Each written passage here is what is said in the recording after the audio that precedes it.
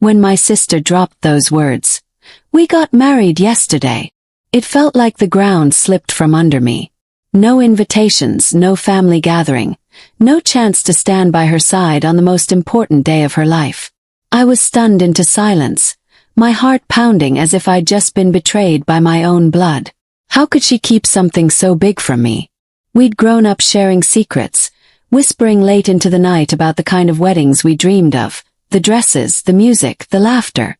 And now, in a single sentence, she had erased all of it. I wanted to scream, to demand an explanation, but my voice cracked before the words could come out. My mind flooded with questions. Was I not important enough to be included? Did she think I would have judged her choice? Or worse, had she replaced me with someone else to fill the space I had always held in her life? My chest tightened with a mix of anger, confusion, and heartbreak. Her face, though, wasn't smug or cruel. It was tired. There was relief in her eyes, maybe even fear. She said it so softly, like a confession she had carried too long.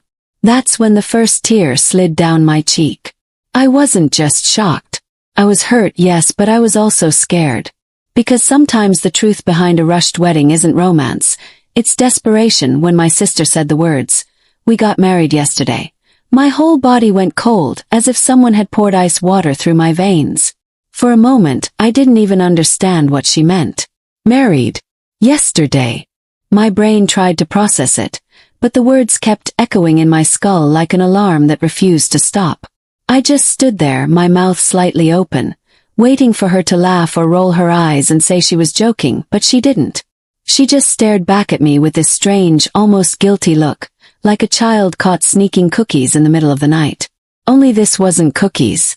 This was her life. And apparently, I had been completely erased from one of the most important days in it. I felt the air squeeze out of my chest, and when I finally found my voice, it cracked. "What? What do you mean you got married?" My words stumbled out, small and broken.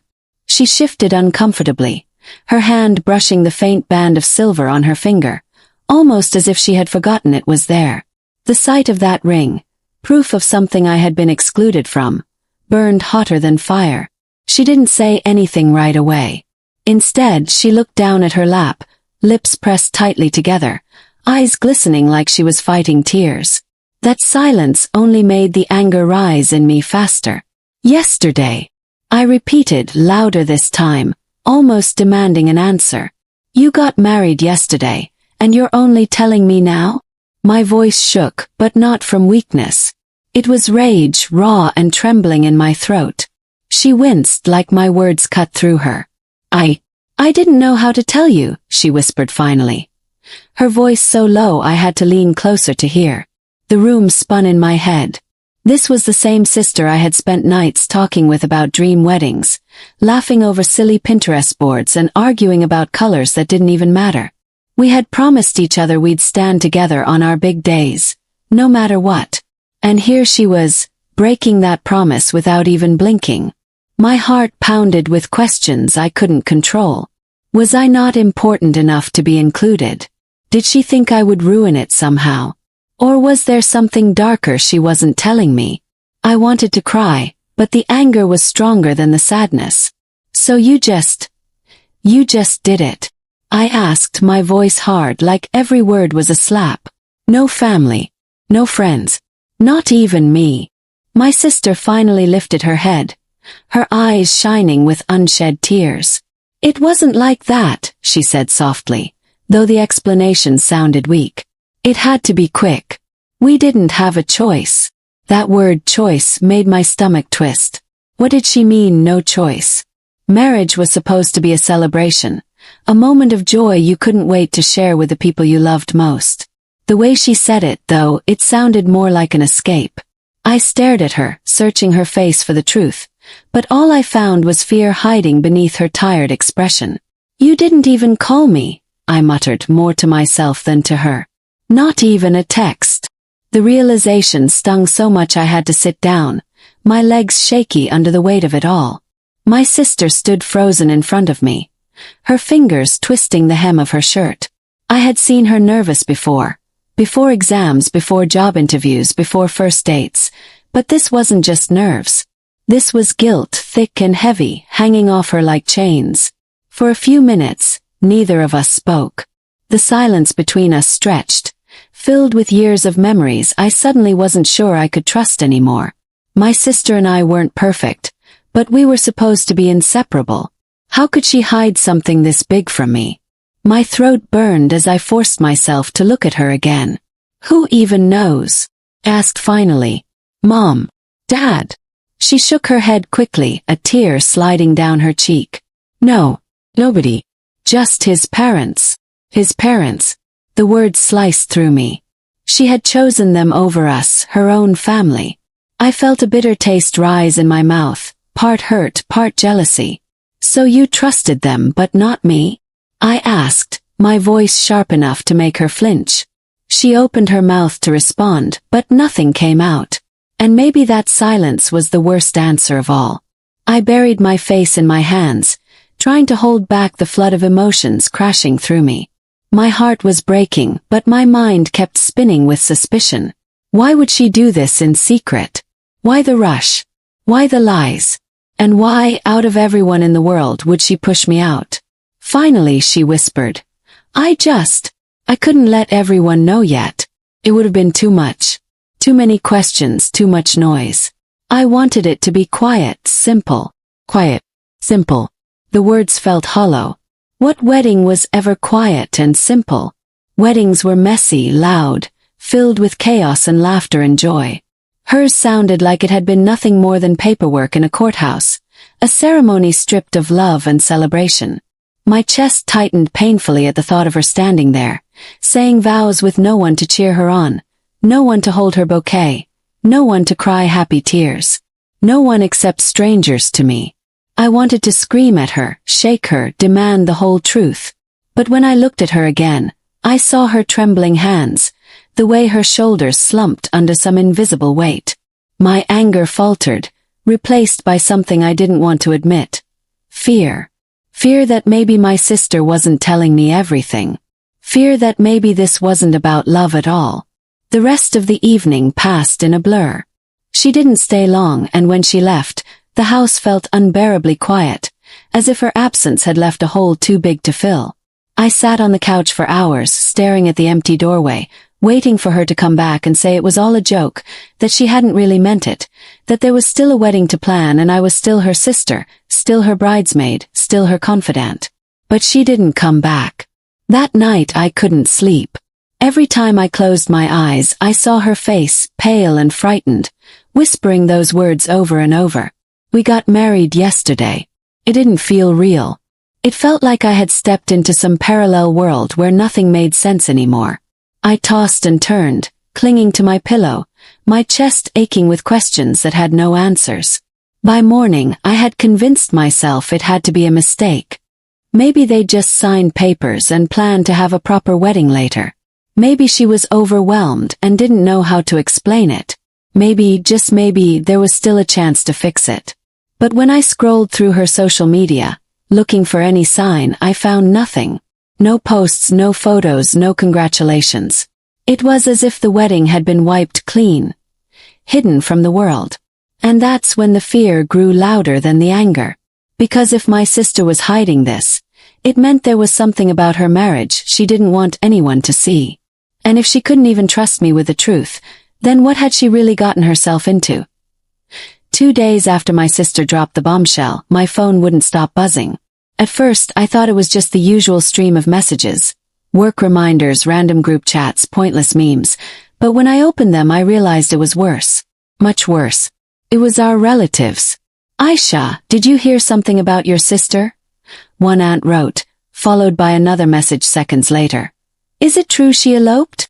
Another cousin added fuel to the fire with, someone told me she's married already.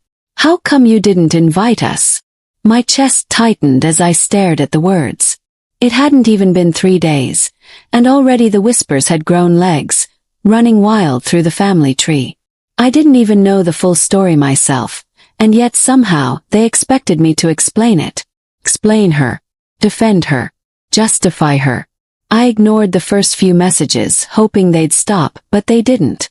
By the afternoon, I had 5 missed calls from my uncle, 3 voice notes from an aunt, and one particularly sharp text from my mother that simply read, "Come over tonight. We need to talk." That one nearly broke me. At home, my mother never raised her voice. She didn't have to. Her disappointment alone carried enough weight to crush anyone. I sat on my bed, clutching my phone, reading that message over and over. My sister hadn't told her. She hadn't told anyone. And now I was the one walking into the lion's den with nothing but silence in my pocket. That evening, I went to my parents' house. The living room was dim, just the yellow lamp on, but the air inside was heavy, tense. My mother was sitting on the sofa, her hands folded neatly in her lap, while my father sat in his armchair, pretending to read the newspaper though his eyes hadn't moved in minutes. "So?" my mother asked the moment I stepped in. No greeting, no smile, just that one word sharp enough to cut. Froze. "So what?" I tried to play dumb, but the look she gave me told me she wasn't in the mood for games. "Don't lie to me, Aisha," she said firmly. "Your sister. Did she really get married?" The room seemed to shrink around me. I shifted uncomfortably, wishing my sister had warned me, had given me something to say. But I couldn't lie either, not when the truth was already clawing its way out through gossip and suspicion. So I nodded, barely whispering, "Yes." The silence that followed was deafening.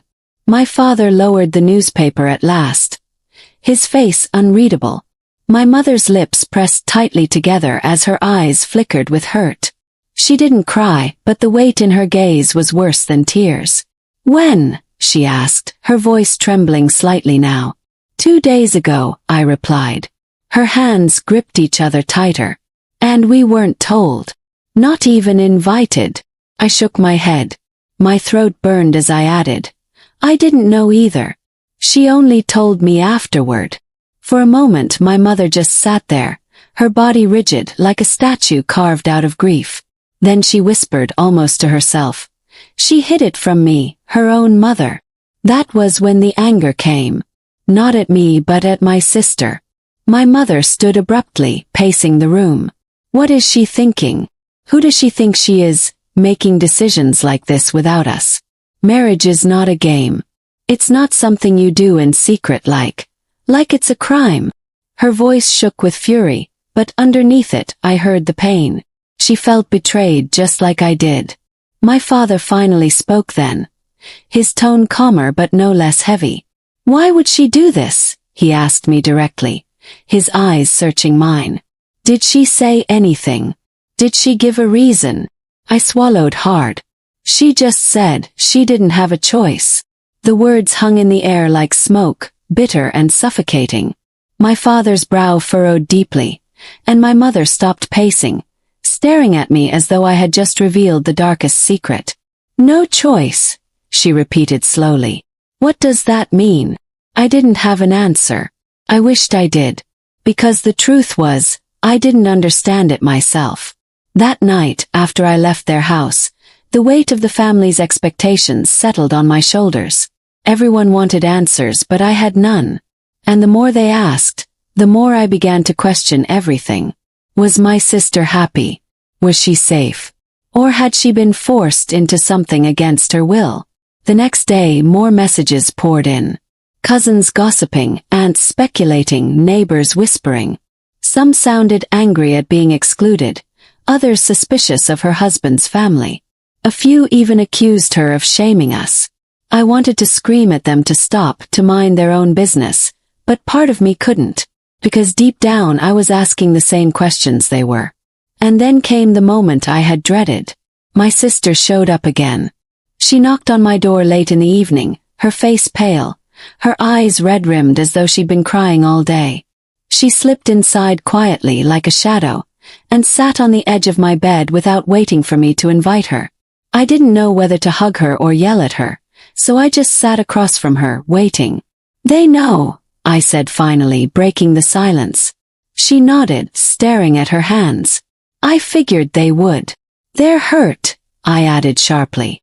"They feel betrayed. And honestly, so do I." Her lips trembled as she whispered, "I didn't mean to hurt anyone. I thought if I kept it quiet, it would be easier."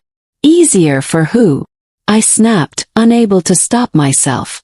"Because it sure wasn't easier for me. Do you know how many people are calling me? Do you know what Mom looked like when I had to tell her?" Tears spilled down her cheeks then, and for a moment I felt guilty. But the hurt inside me was stronger. "I didn't have time," she said between sobs. "Everything happened so fast. His family, they wanted it done quickly. They said waiting would only cause problems. And she broke off, pressing a hand to her mouth. I leaned forward, my anger faltering. "Problems? What kind of problems?" She shook her head, refusing to meet my eyes. "You wouldn't understand."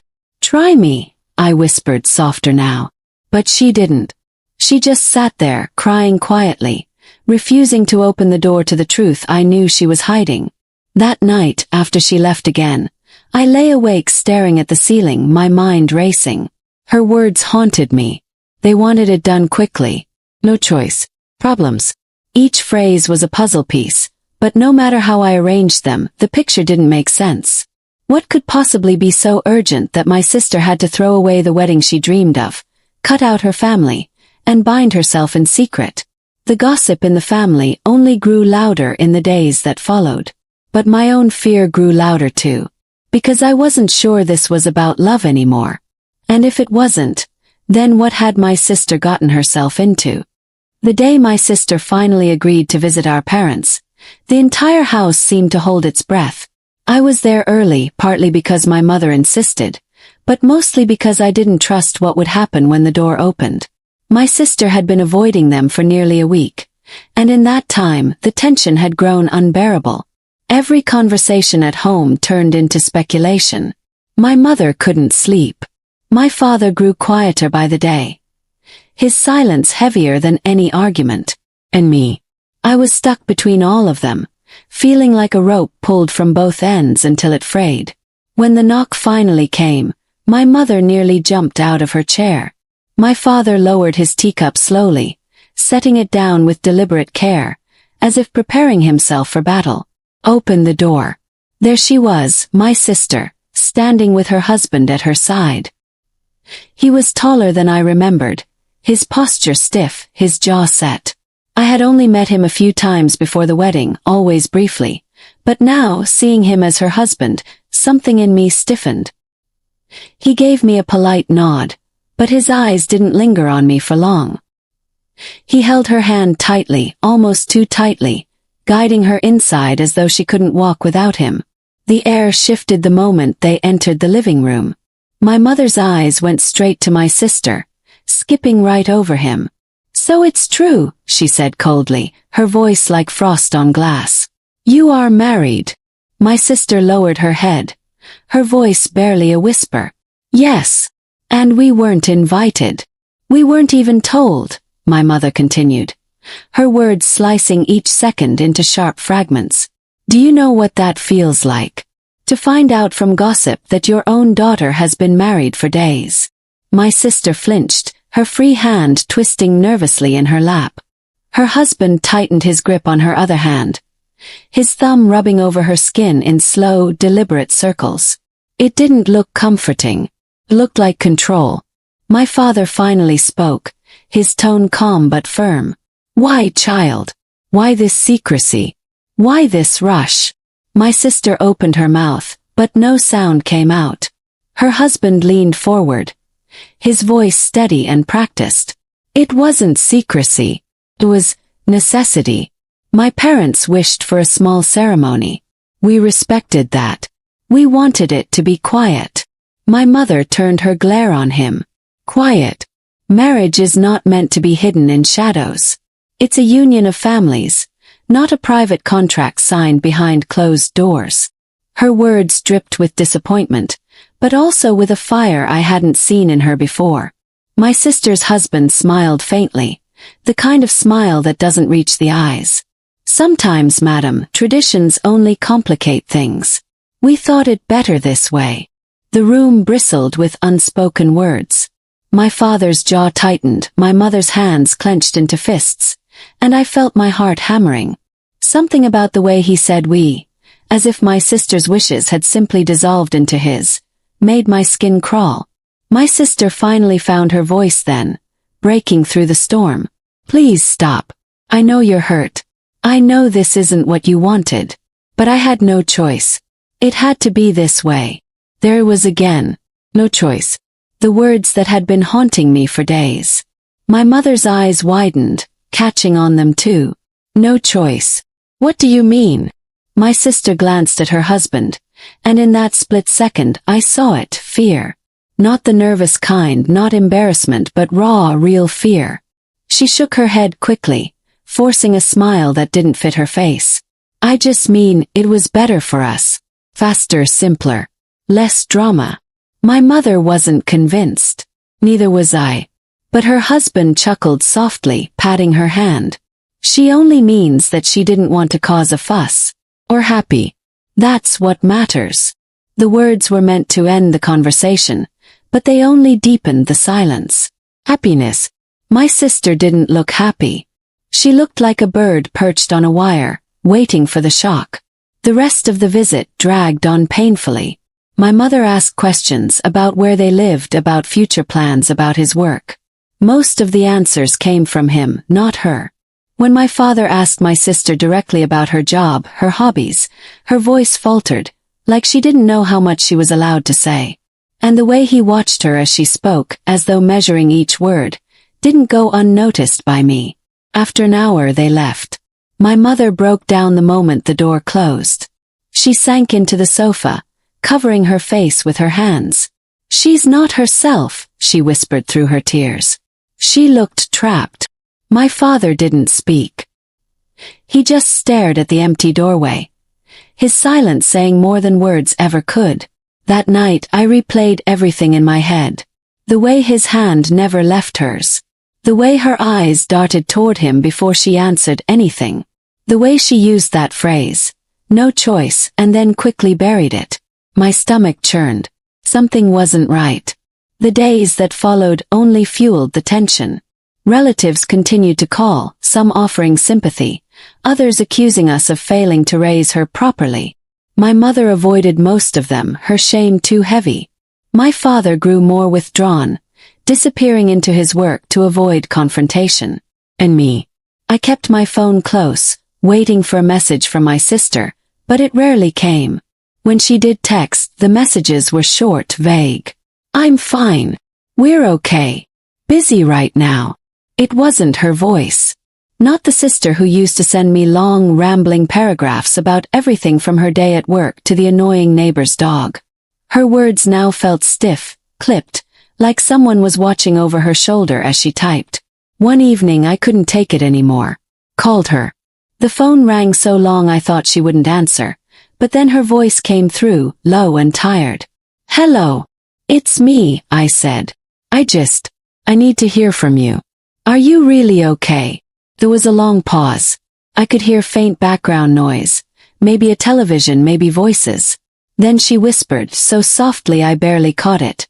I miss you. Before I could respond, the line went dead. I sat there staring at my phone, my chest tight. She hadn't said she was fine. She hadn't reassured me. She had only said 3 words. I miss you. And somehow that scared me more than anything else. For the first time, I wondered if my sister's marriage wasn't just a rushed decision or a youthful mistake. What if it was something darker? What if she hadn't chosen it at all? The questions clawed at me, louder and louder with each passing day. But the answers remained locked behind her silence, and the shadow of the man who never seemed to let go of her hand. I couldn't stop thinking about that phone call. 3 words, I miss you, whispered like a confession before the line went dead. It wasn't what she said, but how she said it. Hurried, quiet, almost afraid someone might overhear. I lay awake for hours that night, staring at the ceiling, my phone clutched in my hand as if it might ring again. Didn't. By morning I was exhausted, but more determined than ever. Something was wrong. For days I tried to convince myself I was overthinking. Maybe marriage had simply changed her. as it changes many people.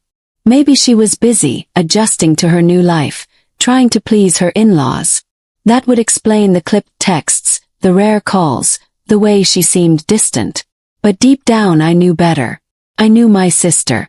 And the girl I grew up with, the girl who never stopped talking, who shared every detail of her life with me, wouldn't just go silent unless she had no choice. My parents felt it too, though they showed it differently. My mother tried to reach out with kindness, sending messages and small gifts, but most went unanswered. My father kept his emotions locked away, but I noticed the way his eyes lingered on the doorway every evening, as if hoping she might walk through it. At family gatherings, her absence was like a wound everyone pretended not to see, though the whispers never stopped. One Sunday afternoon, I decided to visit her. I didn't tell my parents. I didn't even tell my friends. I just got in my car and drove to the address she had given me once, long ago before the wedding. It was a modest house on a quiet street, with high walls and a heavy gate. When I rang the bell, there was a long pause before anyone answered. Her husband opened the gate. His expression flickered when he saw me. Surprise, annoyance, maybe even a hint of suspicion, but he quickly masked it with a smile. "Aisha," he said smoothly. "What a surprise." "I came to see my sister," I said firmly, meeting his gaze. He hesitated, then stepped aside. "Of course. Come in." Inside, the house was spotless, almost too spotless, like no one truly lived there. The curtains were drawn, letting in only a sliver of light, and the air smelled faintly of cleaning chemicals. My sister appeared a moment later, her face lighting up when she saw me, but the smile didn't reach her eyes. She hugged me quickly, almost too quickly, before pulling back. "You didn't tell me you were coming," she said softly. "I wanted to surprise you," I replied, searching her face for answers. She looked thinner than before, her skin pale, dark circles under her eyes. She wore long sleeves despite the heat, and her hands trembled slightly as she smoothed her clothes. Her husband hovered nearby, watching us closely. "Can I get you something to drink?" he asked politely, but his eyes never left me. "No, thank you," I said quickly. The three of us sat in the living room, but the conversation felt unnatural, stilted. Every time I asked my sister a question, she glanced at him before answering, as if seeking permission. He often answered for her, steering the conversation back to himself, his work, his family. I noticed how he spoke of her in ways that made my stomach churn. "She's adjusting. She's learning. She'll be fine." As if she were a child, not his wife. At one point, I asked about her job, the one she loved so much before. She hesitated, then said quickly, "I left it. It was too much." "She doesn't need to work now," her husband added smoothly, placing a hand on hers. She flinched, almost imperceptibly, but enough for me to notice. My blood boiled, but I forced myself to stay calm. I stayed for less than an hour. When I stood to leave, my sister clung to me in a hug that lingered a second too long, her lips close to my ear. "Don't stop trying," she whispered so faintly I barely heard it. My heart lurched, but before I could respond, her husband cleared his throat, and she pulled away quickly, her face blank again. The drive home was a blur. Her words echoed in my mind. "Don't stop trying." It was confirmation of everything I feared. She wasn't happy. She wasn't safe. And whatever was happening inside that house, she couldn't tell me directly. That night, I told my parents what I had seen, what she had whispered. My mother broke down in tears, her hands shaking as she pressed them to her face. My father's jaw tightened, his silence heavier than stone. "We need to do something," I urged them. "We can't just sit here and pretend everything is fine." But my father shook his head slowly. "We have no proof. If we push too hard, we'll drive her further away. She has to come to us when she's ready." His words infuriated me. Proof. Did we need bruises or scars before we acted? Couldn't they see she was already trapped? But arguing with him was useless. He believed in patience, in letting things unfold. I wasn't sure my sister had that kind of time. Over the next week, I started watching more closely. I checked her social media, though it was eerily inactive. No new posts, no photos, nothing. I asked around quietly, hoping someone had seen her outside, but the answers were always the same. No.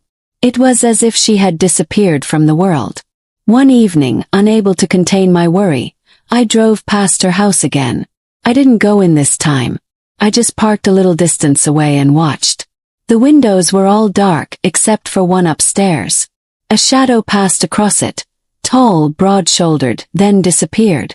A few minutes later I saw my sister at the window, her face pale, her eyes scanning the street. When she spotted my car, her lips parted slightly, but before she could do anything, the curtains snapped shut. My hands tightened on the steering wheel. That wasn't normal. That wasn't love. That was fear.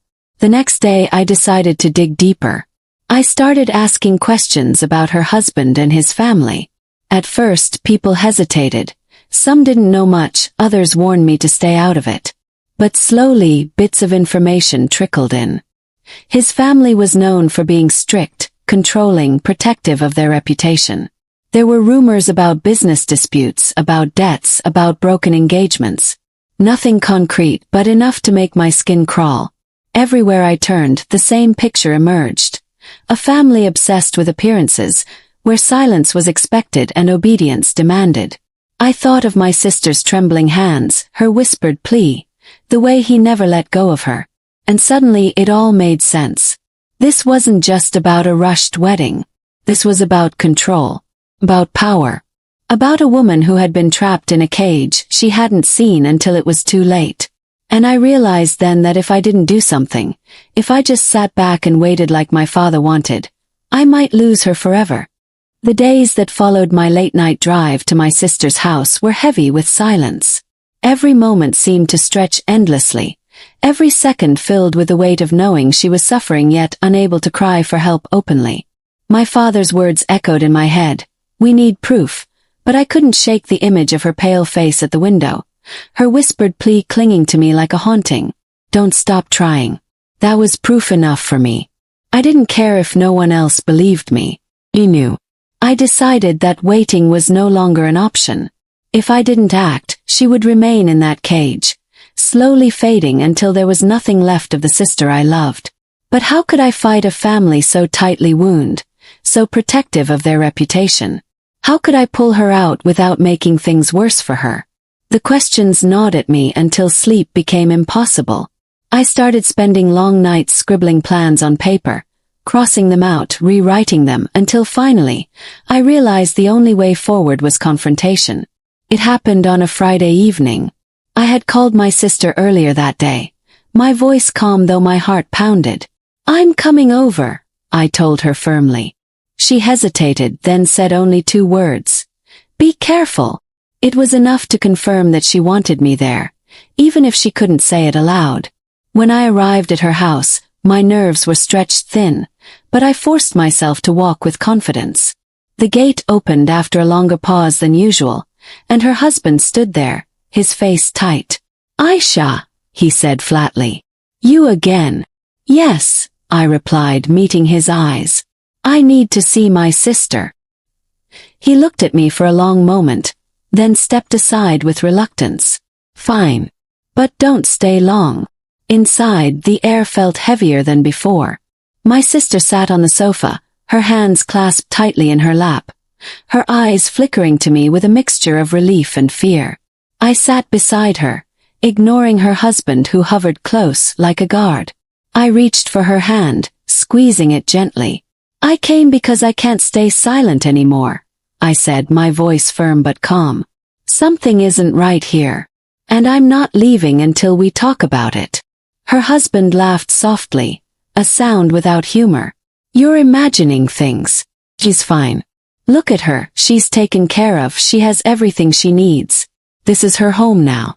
Maybe you're just struggling to let her go." I turned to him sharply. "No.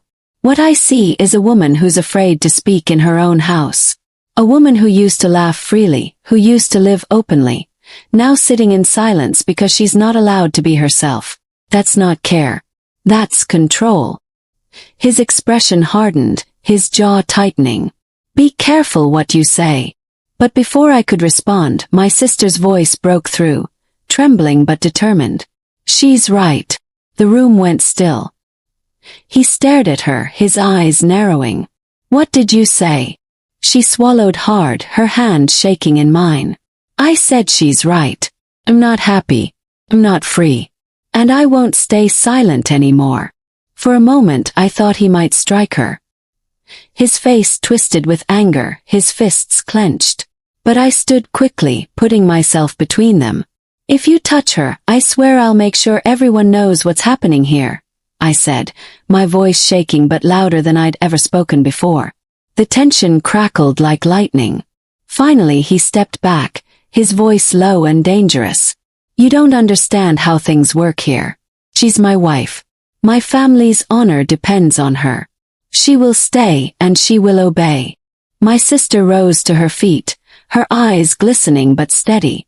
No, she whispered. Not anymore. It was the first time I'd seen her stand tall since the wedding, and it gave me courage. I grabbed her hand and pulled her toward the door. He tried to block us, but I shoved past him, my heart hammering in my chest. We stumbled outside, the cool night air hitting us like freedom. Run, I hissed, and we sprinted to my car. I shoved her inside, my hands trembling as I fumbled with the keys. Behind us he shouted. His voice filled with rage, but I didn't look back. The engine roared to life, and I sped away, my sister clutching my arm, both of us gasping for breath as if we'd just surfaced from drowning.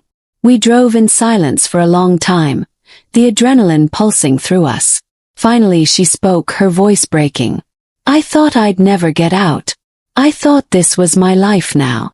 Tears streamed down her face, and I reached over to hold her hand, squeezing it tightly. You're not alone, I whispered. You'll never be alone. When we arrived home, my parents were waiting. The moment my mother saw her, she broke down, rushing forward to hold her tightly. My father stood frozen, his eyes shining. His lips pressed together to hold back the storm of emotions. For the first time in weeks, our house felt alive again, filled with the sound of tears and whispers and the fragile hope of healing. But the story didn't end that night. Her husband and his family didn't take her leaving quietly. There were calls, threats, accusations. They said she had shamed them, that she had been brainwashed, that she would regret it. My father, usually so quiet, became her shield. His voice cold and unyielding as he told them she was his daughter first, and no one would take her away again. It wasn't easy. The gossip in the community spread quickly, sharp and cruel. Some people whispered that she should have stayed, that she should have endured for the sake of marriage. Others praised her bravery. Through it all, she stayed close to us, her steps unsteady but growing stronger each day. She began to laugh again, softly at first, then louder, like a bird rediscovering its song. One evening, weeks later, we sat on the rooftop together, watching the sun dip below the horizon. She turned to me, her face calm, her voice steady. If you hadn't come for me, I don't know where I'd be now. Maybe lost forever. I shook my head, tears burning my eyes. You were never lost. You just needed someone to remind you who you are. She smiled faintly, the weight in her eyes lifting. And now I'll never forget again. In that moment, I realized that freedom isn't just about walking away from a locked door. It's about finding the strength to open it, even when the world tells you to stay inside. My sister had found that strength, and though the scars would remain, they were proof of her survival, not her defeat. Our family would carry this story forever, whispered in the quiet of our home, passed down like a warning and a promise. That silence is never safety, and love without freedom is not love at all. As the last light of day faded, I looked at her, alive and whole beside me, and knew that though the battle had scarred us, it had also bound us tighter. And no matter what came next, we had already won. Sparkles, if this story moved you, don't forget to like, share, and drop your thoughts in the comments. Television, subscribe to Twisted Fate Chronicle for more powerful stories that will keep you hooked.